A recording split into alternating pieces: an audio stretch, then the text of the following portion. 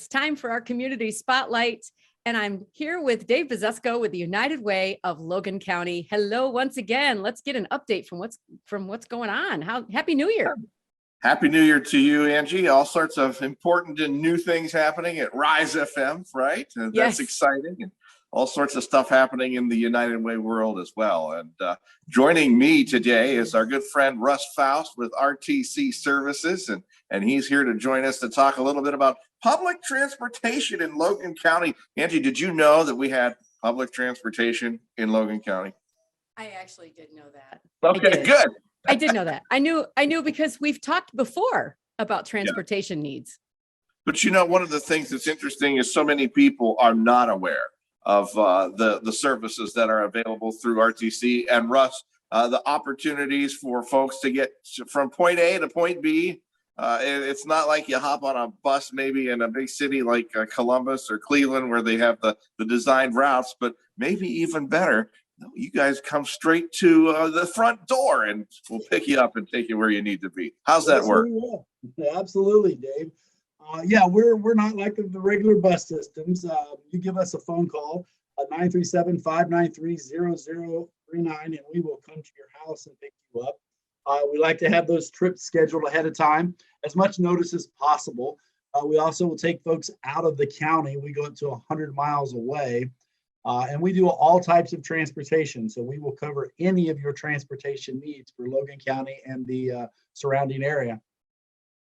You know, one of the things that's amazing to think about is that, that is an incredible service for folks that maybe are having some temporary struggles with a car breakdown or a necessary repair, or the idea that, maybe there's a more long-term situation.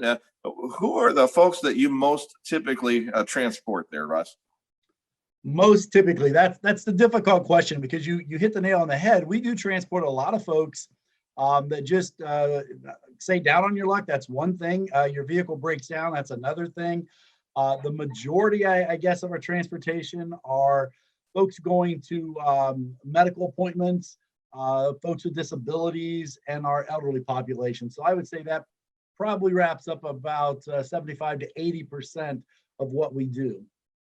Gotcha. But the idea is that that is quite flexible, because you operate throughout the course of the day, early in the morning through late evening. So opportunities to get people to and from. When you talk about liking to get those calls ahead of time, so what's an ideal situation for getting a ride set up? Well, ideally, I'd like to know 2 days in advance, but that doesn't necessarily have to happen. Our schedules are done about 2 to 3 days out, but we get a lot of cancellations and changes in our schedules. So therefore, if you needed a ride today because your vehicle broke down at Walmart, you had a dead battery or whatever that happened to be, you could give us a phone call, and if we had a spot, we could absolutely come get you. Our dispatchers work diligently to try to find breaks in schedules and things like that, where we can get an extra person on a vehicle. Our vehicles will haul anywhere from 3 people in our smaller minivans up to 14 people in our buses. And if I've got a bus driving right by Walmart, there's no reason I couldn't stop and pick somebody up. So those things change all the time. So we tell people, hey, please call us if you need a ride. If we can get there, we're going to get there. But typically for your scheduled things, if you've got a doctor's appointment or you want to go shopping or something like that, we highly recommend you call us a couple days in advance. Absolutely, if you're going out of town, farther than someplace just here locally, as in Logan County, we recommend 2 weeks minimum. Those fill up very, very quickly, and we can't do quite as many of those. Those are kind of an ODOT regulation and so then different things like that. But the public transportation option does exist here in our community. One of the things that you think about, with that is cost. So there is a cost, and your rates, vary based on where you're riding to, and how does that work for us? Yeah, our costs are $4 one way. So if you wanted to go from the north side of the lake to West Liberty, it's going to cost you $4, and then back home be another $4. We do have multiple discount funding sources available. One of those is an elderly and disabled rate, and that's $2. That's half off. If you call us the same day, it's $5. So we just add an additional $1 for that. If we're going out of town, it's $1 a mile. But again, we have multiple funding agencies and things like that where we get help, to assist folks. The United Way being one of those. I'm sure we're going to discuss that here a little bit further in a minute. But for the most part, it's the general public will pay $4 one way, and then we have bus passes, and we can put money on a bus pass, so we don't have to have actual cash. But again, like I said, give us a call at the office at 937-593-0039, and we can answer a lot of those questions for you. So we do talk about United Way funding, of course. RTC Services, a longtime United Way funded partner to get people to and from, primarily with the seniors, and that is $40,000 this year in allocated dollars for the senior transportation needs here in Logan County. And Russ, you talked a lot about helping get people to and from medical appointments, but shopping's a thing, even getting over maybe to opportunities that they may have just to socialize or visit. You could get a ride to a friend's house or out to the YMCA to work out. These are often the types of rides that you're giving folks, and it helps maintain independence for folks maybe who have lost the independence in the sense that maybe they can't really drive themselves anymore for one reason or another. Yeah, Dave, that's the beauty of the United Way's senior transportation program. We have other funding sources that allow us to transport seniors to medical appointments and things like that. And we do about 10,000 rides for seniors during the year outside of the United Way program. What the United Way program does is it allows us to step outside of some of the boundaries that some of these other programs require us to meet. As a senior, occasionally, if they need a medical appointment, I can only take them to the doctor, or I can only stop at the pharmacy. What the United Way allows us to do is exactly what you said. If somebody wants to go down to have lunch with a friend, we could pick them up at their house, take them down to a local restaurant, drop them off, they can eat, we can come back and pick them up, take them back home. We're also doing grocery deliveries for these folks. That program started just about the time that COVID was going on, and that program has just been phenomenal for some of our seniors.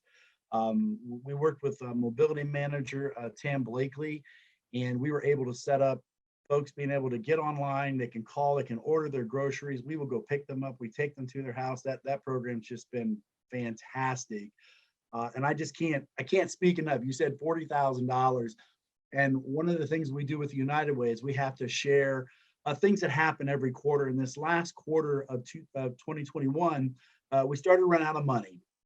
So we had to tell folks, hey, look, the last couple of weeks, we're going to be a little bit short. So we're going to have to start paying for rides. I got contacted by one of our clients who said, look, could I go out and collect money for people? I would be more than happy to do that so that other people can go. And I was like, oh my gosh, that's how beneficial this program is, and people understand it that well. So, but yeah, so that's what the United Way program does for our RTC transportation. Awesome.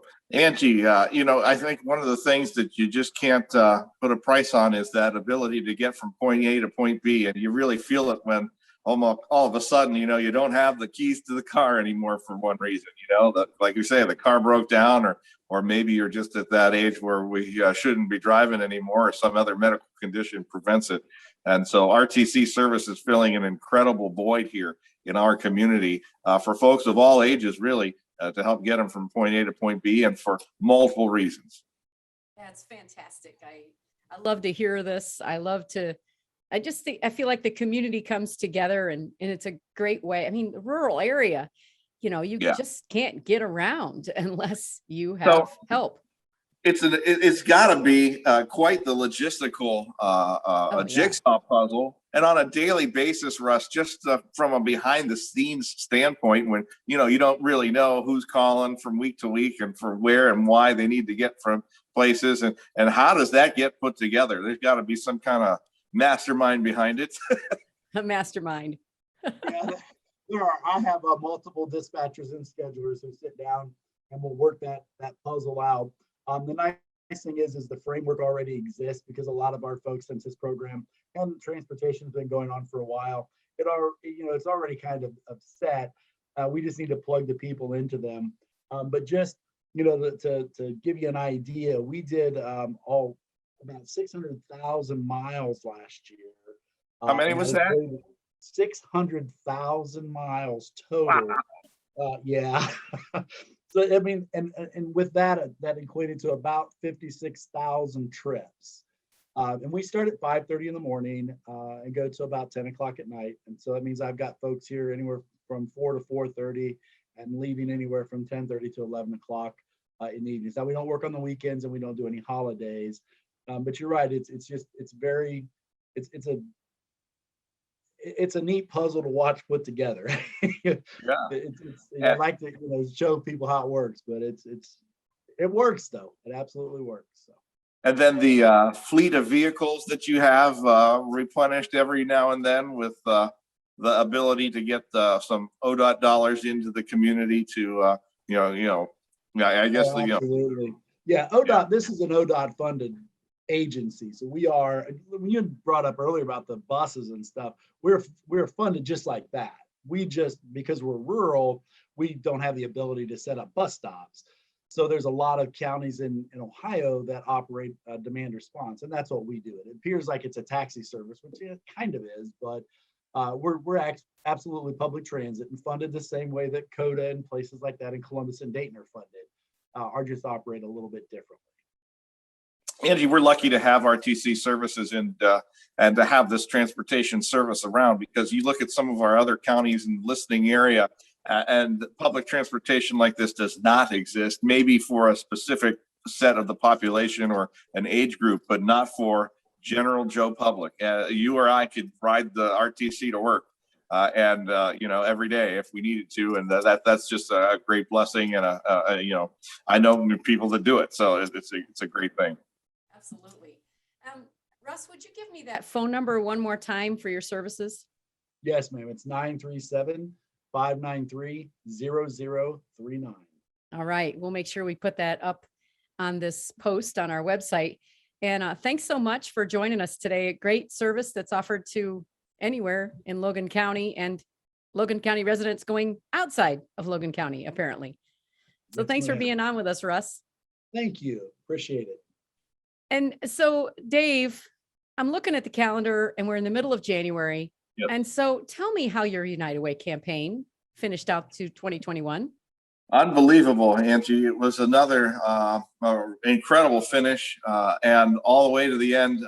Record level giving this year here in Logan County. We finished up $1,065,000 and about 746 additional dollars. So you're talking about a campaign that was 5% better than last year. We topped the record set from 2019, and for 4 years running now, Logan County's given over $1 million to our local United Way campaign, continuing to be the smallest community in Ohio to accomplish it once. It's happened 4 years running now, and through these pandemic times. So, you're talking about an incredible show and display of generosity.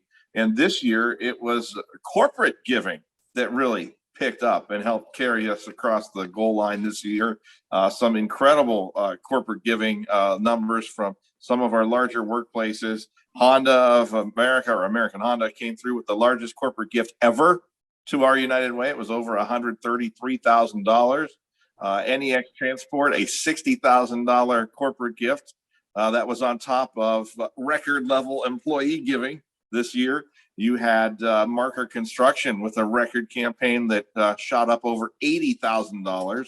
And so just a number of small businesses that participated and got involved with things like our online auction and whatnot in December. So just an amazing show of generosity and support. All those dollars already earmarked and out for use here in 2022. And you can see the complete and total program directory on our website and see where the donor dollars are going. I should say we have about $150,000 in our community impact fund, which are held back to use throughout the course of the year. I guess those dollars are not yet earmarked for the purposes of emerging opportunities or emergency needs that arise through the course of the year. And so that'll be fun to see as we go through the year. And as things change. Remember, in 2020, COVID hit. Who knew that was going to happen? And the Community Impact Fund was huge in terms of the opportunity there to respond to unforeseen circumstances. But you have opportunities every year with new partnerships like the end of the year when we were able to help the YMCA open a new child care center, much needed here in Logan County. That would be an example of a much needed emerging opportunity that arose last year. So we'll see what 2022 brings, but we have some money there available and to respond to, again, opportunities or emergencies. And again, the basic needs of food, shelter, clothing, educational opportunities such as Imagination Library or summer camps, programs for seniors such as Meals on Wheels or hospice care. You think about Russ's program and the RTC services for transportation, and all sorts of needs being met here through your United Way gift. So thanks everyone who's participated this past year. Yeah, and I guess that brings me right around to people who are needing assistance. How can they tap in to what you've already been collecting?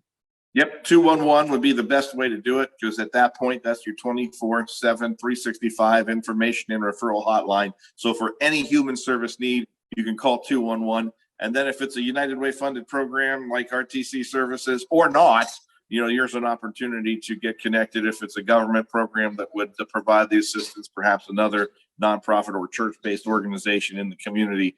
We have over 30 United Way funded partners. So 211 is the best place to go. You can also check out our website at uwlogan.org, uwlogan.org for the complete list of how to get help here in Logan County. Well, congratulations on just blowing that goal right out the door. We're going to celebrate. We're going to celebrate, Angie, on February 8th. We're having our annual Live the United Awards breakfast. That'll be that morning at the Holland Theater. If you want to come, details are on our website, and you're all welcome. All of the public are welcome to celebrate as we recognize our corporate partners for their philanthropic achievement this year. We weren't able to do that last year because of the COVID restrictions, so we're glad that we're going to be able to gather here this year. The other thing that's coming up is the poverty simulations. We're not doing one, we're doing two. February 1st, and then also on March 15th, we'll be doing the think tank cost of poverty experience here in Logan County. We got 10% of our population that lives in the state of poverty at or below federal poverty guidelines. And then you have another 25% of people who work but don't make enough money to make ends meet. So roughly a third of the Logan County population struggles from month to month to pay all the bills and get it all pieced together. So folks are utilizing the government and United Way funded programs throughout the community. How does that look like? How does that feel when you're in that state? The poverty experience will show that to anyone who comes and attends. It's a great training exercise and an eye-opening experience. You won't forget it. They're 2 hours long on the mornings of Tuesday, February 1st or Tuesday, March 15th. And details for those are on our website as well. Well, thank you very much for your time today. Thanks for bringing your guest, and we'll get another update coming up in February. Sounds good. Angie, thank you so much to you and everyone at Rise FM for continuing these community spotlights and giving us the opportunity to rise and shine with you on the radio and podcast.